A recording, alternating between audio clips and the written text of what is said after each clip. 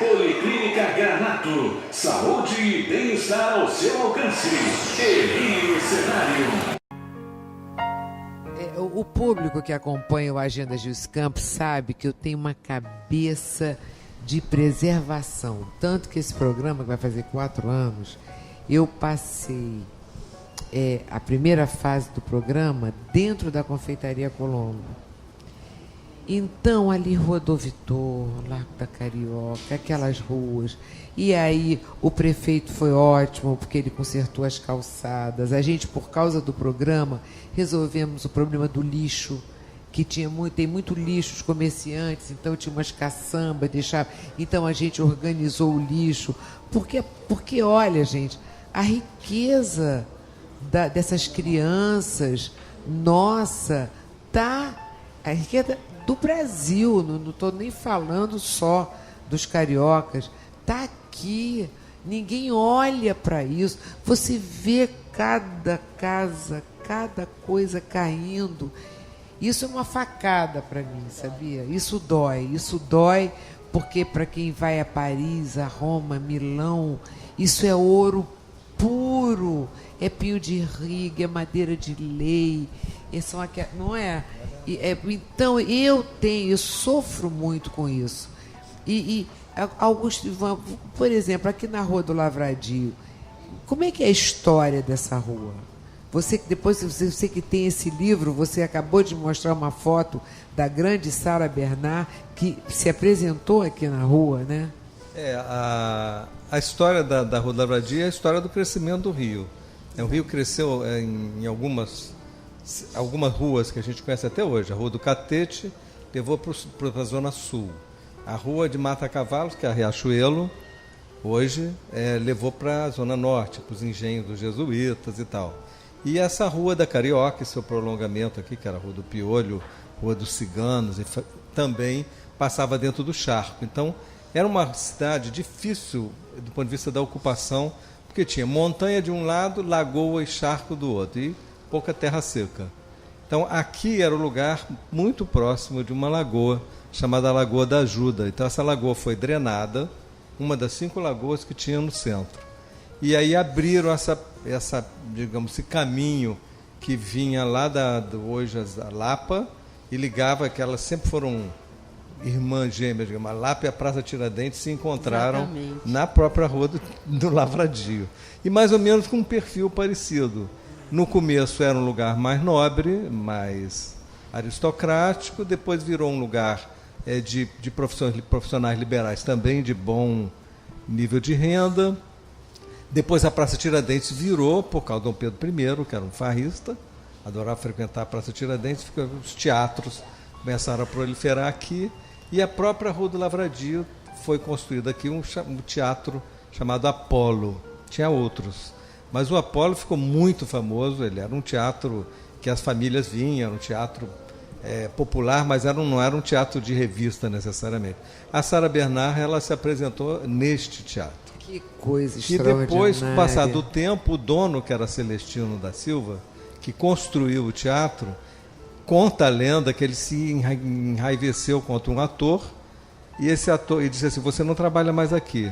Aí ele falou, e o ator disse assim: mas você vai morrer isso aqui, você nunca mais vai ver isso aqui fazer sucesso. Aí o que ele fez? Passou o teatro para a prefeitura, na época, com um compromisso que isso aqui virasse uma escola municipal, que é o que é hoje, até hoje. O Teatro Apolo virou a Escola Municipal Celestino da Silva, que ganhou o nome. Então é uma rua cheia de histórias, de pessoas. Mas vem cá, se for João Caetano morava aqui. Hã? O João Caetano, nosso grande ator, morava aqui no número 36, eu acho. Aqui e não tem uma placa na casa dele, escrito aqui? Olha, sinceramente, eu não sei, eu não me lembro. Não tem que tivesse tido. Tinha que ter, né? Agora, mas um lugar que foi construído para teatro não era para ser escola, era? Não era para ser teatro? Era para ser, mas ele ficou com raiva e doou. Ele doou. Doou para a prefeitura adaptou para uma escola. Um dia eu estava subindo ali no bairro da Gamboa, menino, tem uma escola lá. Vocês conhecem que tem os leões na porta? Vocês não Ai, estão com o linda. cara que conhece. É não. Zé Bonifácio. Eu não conheço. Gente, Mas a não é escola uma Zé Bonifácio. escola. Agora não é mais, mas era. foi uma escola? Foi uma Foi. O escola. Centro Cultural José Bonifácio. Eu acho que era uma das escolas do rei, né? Do Dom Pedro imperador. I, do imperador. Ele Sim. fez Dom Pedro aquilo II. para uma escola. Eu levei um choque. É Quando eu linda. estou andando na rua, eu entrei com aquelas escadas de madeira, com aquele... Mais um espetáculo de... O que é isso? Foi Dom Pedro que fez para uma escola. É. Gente, isso é um luxo, Ele né? ganhou, Não. você sabe que iam fazer uma estátua para ele. E ele disse, não, prefiro que pegue esse dinheiro e nós vamos construir escolas no Rio de Janeiro. E construiu várias escolas, essa não foi a única não, mas essa talvez seja das mais famosas das escolas que Dom Pedro mandou construir. Agora você vê essa coisa tão séria de preservação, que eu chamei o príncipe Eudes de Orleans e Bragança, ele esteve aqui no programa semana retrasada, e ele é bisneto da princesa Isabel, e ele seria o terceiro da linha de sucessão se a monarquia ainda existisse no Brasil. Então, e ele carrega com essa coisa do nobre, da monarquia, a coisa do patrimônio cultural e do território do Brasil, né? E foi ele que conseguiu que o Brasil tivesse um aumento de mais 150 milhas na nossa costa. Isso foi aprovado há 2 anos na ONU. Eudes de Orleans e Bragança trabalhou 20 anos para que isso acontecesse. Na hora que a ONU garantiu ao Brasil mais 150 milhas, o Brasil cresceu de tamanho, mais 150, além das 200 que tinha, vezes 8.000 quilômetros de costa. O que aconteceu? Nós ganhamos um espaço que é chamado de Amazônia Azul, onde tem o pré-sal e onde tem ouro e minérios que vêm escorregando lá de cima do Rio Amazonas e fica depositado ali. Eudes de Orleans e Bragança. Esse é um estadista, né? Né? É um rei. Que não Exatamente. pede, pois Verdade. Quer dizer, ele não tem negócio de vota aqui, vota ali, sabe? Eu acho que Augusto Ivan nunca pediu voto e mudou realmente, muda a ordem das coisas. É como Cristina Lodge também, né? Nunca pediu voto para ninguém. E se não fosse você, o Rio não era patrimônio cultural, não era, Cristina?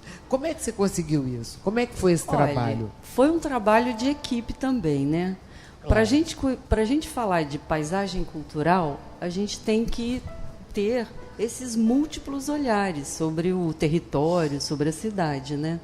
Então, eu coordenei uma equipe que tinha historiadores, tinha geógrafos, tinha paisagistas, tinha antropólogos, tinha um conjunto de pessoas que foram importantíssimas nesse estudo também.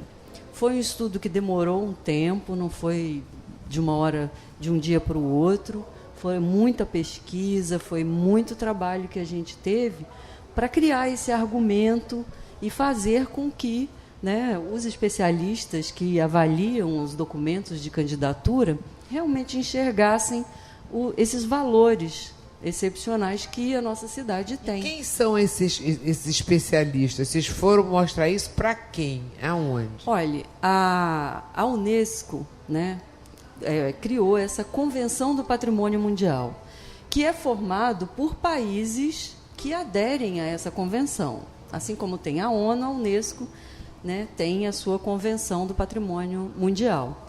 E a Unesco, ela tem órgãos, né, de especialistas que assessoram e avaliam, porque quem faz parte dessas reuniões, né, do comitê pelos Estados-partes são embaixadores e tal, né? Então, existe o ICOMOS, que é o órgão internacional que cuida de monumentos e sítios, e tem um órgão da área ambiental também, que são os 2 órgãos que fazem avaliação desses documentos e recomendam coisas e fazem com que a gente revise o documento para se chegar e para se ter uma lista realmente representativa do patrimônio que sirva para guardar Agora, a memória da tem nação, uns jurados do mundo. notáveis? Tem uns jurados? Não são jurados, são critérios muito bem estabelecidos, existe uma norma, né, um guia operacional para você formatar esses documentos, mas, na verdade, o que tem que ter mesmo, Gilce, é valor.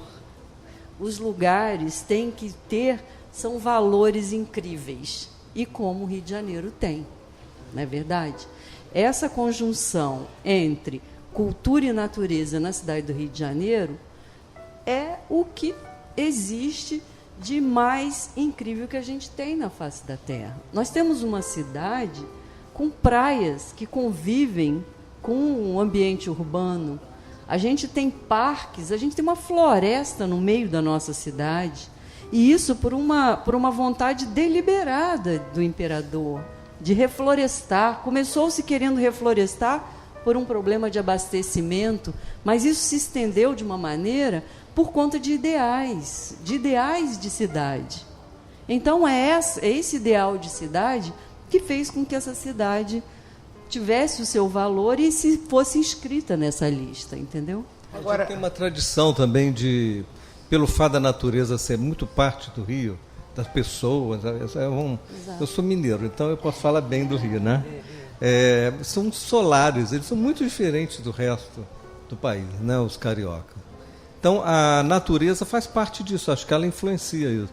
Exato. Tanto faz que ela é meio copiada também. A gente tem parques históricos espetaculares, como a Quinta da Boa Vista, Passeio Público, o Campo Santana. Exato. E temos o Aterro do Flamengo, que é um parque já mais moderno, contemporâneo, maravilhoso. modernista, feito pelo Burle Marx, na época que o governador era o Carlos Lacerda, né? A gente deve isso a eles.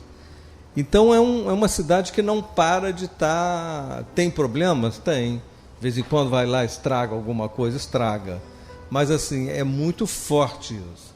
Acho que isso é parte do orgulho de estar nessa cidade. A gente está e sempre também reinventando essa cidade, porque a gente gosta muito, né? Eu já sou carioca, Augusto. Você também já é. Eu acho que você já é. Então eu acho que o carioca tem essa vida ao ar livre. E é isso que faz com que a gente tenha esses espaços de qualidade, porque a gente gosta de usar. Usa. E aí agora tem o Parque Madureira, que foi super legal ter sido criado também.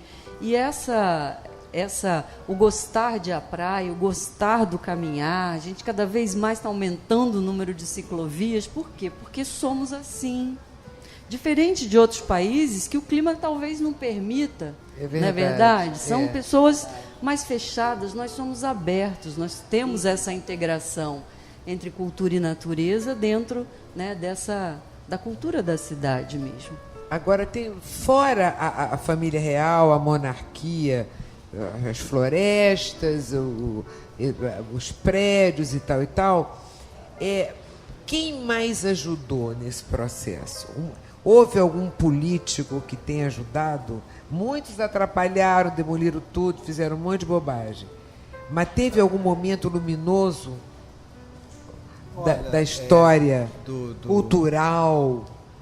A gente teve momentos importantes, né, na história da construção desse patrimônio cultural do país. Um deles foi a chegada da família real, que obrigou a cidade a mudar de roupa completamente, digamos assim.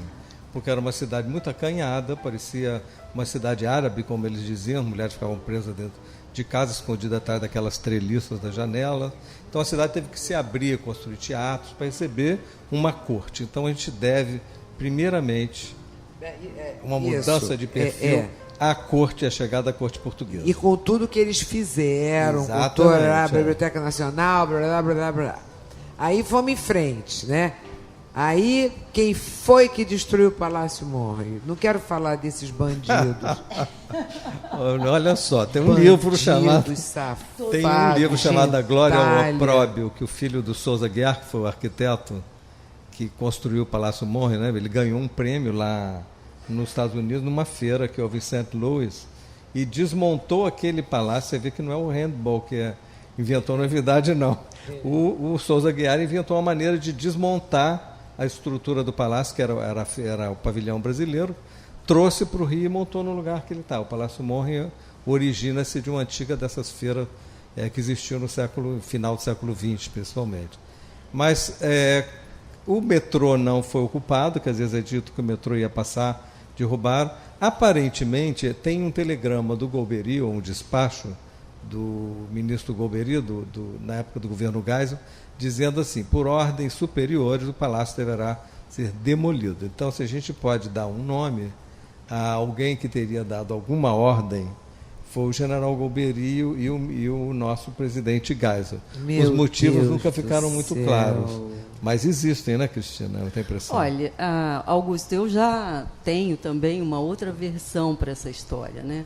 Eu acho que eu li essa história, você eu não estou inventando, não, o livro da Glória ao Opróbrio existe. Exato, não, essa história pode contada. Ser. Mas uma outra história que contam também é de que os modernistas, né, que a gente deve muita coisa em termos de preservação aos modernistas. O Vargas criou o IPHAN na década de 40, né, com o Capanema, com o Mário de Andrade, com todos eles lá. E o que contam é que o próprio Lúcio Costa teria dado um parecer favorável à desmontagem do Monroe. E isso é justificável. Nós somos um país do novo mundo, Gilce. Nós temos a modernidade conosco também. Tanto que o movimento moderno foi um movimento fortíssimo nesse país. E a abertura da Avenida Rio Branco para essas novas áreas e para a integração dessas novas áreas de aterro, né, elas também passavam por essa vontade da modernidade. Então, aquela região, se você for ver bem, ela é muito interessante, apesar da gente ter perdido um palácio, não havia necessidade disso, mas, se você for ver bem, você tem ali o passeio público, que é um momento muito importante, muito antigo da cidade. Depois você tem uma outra camada de aterro, que já foi uma praça, né, que já foi um conjunto de Pereira Passos. Depois você tem o aterro, que já é um terceiro momento. Então, a cidade é feita dessas camadas, né? Então, por isso é que eu digo, Augusto, que o Golbery deve ter realmente dado essa ordem, mas nós tivemos também várias discussões em relação ao que era antigo na cidade. E o Monroe era considerado eclético, né? Existe essa discussão de que esses modernistas, que eram mais puristas em relação à preservação do patrimônio, eles consideravam que o que era antigo mesmo era o convento de Santo Antônio, né? Era a herança portuguesa, né? Eles não aceitavam o Brasil como um produto de mistura. Então, até foi muito recente o reconhecimento do patrimônio da imigração no Brasil, como patrimônio cultural. Porque tinham essa busca do homem nacional, né? E era, então, formado pelo índio, pelo negro e pelo português branco. Então, tudo que originou essa era uma mistura máxima que se admitia. Então, na arquitetura funcionou assim, né? Era o patrimônio colonial que valia mais, né? Ou então uma coisa muito excepcional como a arquitetura. O Monroe não era isso, era um palácio industrial, simples, né? Ela podia assim, ser montada e desmontada. Podiam ter desmontado e colocado em outro lugar também, não é verdade? Mas, enfim, agora, eu acho olha, que tem uma coisa boa. Eu sempre acho que sai histórias. uma coisa boa de uma coisa ruim. Não sou pessimista. Também o Monroe, a derrubada do Monroe causou uma comoção de fato na cidade. Abaixo-assinado. Foi o primeiro protesto contra a demolição de um prédio no Rio de Janeiro. E a partir dali, que é anos 70, 70 e poucos, foi quando o metrô a demolição dele, exatamente. Começou a se pensar em preservação na cidade do Rio de Janeiro. Ah, sim. Entendeu? Então, essa coisa... Foi emblemático, né? O Elixir de Nogueira, que todo mundo lembrava muito bem. Poucas pessoas do Rio viram a foto de como era a Avenida Rio Branco antes do escracho total de fazer aqueles prédios de décima. Olha, a Avenida Rio Branco, você tem que implodir aquilo. Te juro por Deus. Um belo dia alguém tem que implodir tudo e fazer outra coisa. É igual a Segunda Avenida em Nova York, a própria Terceira Avenida. Tem ruas em Nova York que isso é de arquitetura muito tigelenta, que não vai durar. porque a esquadria não existe mais. Porque o Avenida, material do exato. prédio já não fabrica. Porque o elevador, já o buraco lá do coisa, já não, é tudo uma coisa descartável, michuruca de décima. É Rio Branco, que era Paris, né? E não durou 100 anos, né, para se renovar. Ela se renovou muito rapidamente, né, Augusto? Eles quebraram tudo. Não era linda a Avenida Rio Branco? Sim. Era... E principalmente Ela a teve Cinelândia. um concurso de fachada, inclusive. Exato. Vários arquitetos famosos da época se candidataram e fizeram esses desenhos. E né? quem é que destruiu? Quem foi essa pessoa? A gente não adianta. Foi um... Aí é uma coisa burrice por aí a burrice. mentalidade. A mentalidade é que destruiu. Não foi foi exatamente. Foi esse espírito da modernidade, da altura e da transformação da cidade, um negócio entendeu? Acho que é esse conjunto de coisas juntas, né? E também a concentração, né? O Rio de Janeiro, como as cidades brasileiras de uma maneira geral, os núcleos urbanos, as áreas centrais, elas receberam muito investimento, né? E isso valorizou os terrenos.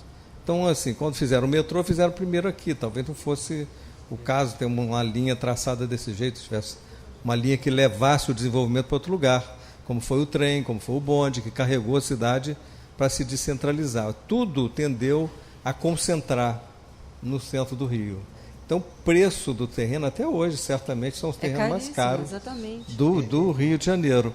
E aí não tinha espaço para construir esse tipo de derrubar.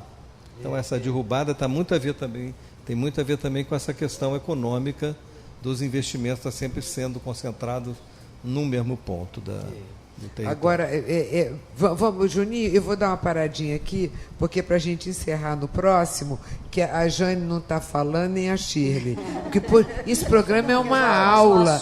Gente, esse programa é uma aula muito bacana, muito interessante, né? Então, até já. Agenda Gilce Campos. Oferecimento Policlínica Granato. Saúde e bem-estar ao seu alcance. E Rio Cenário.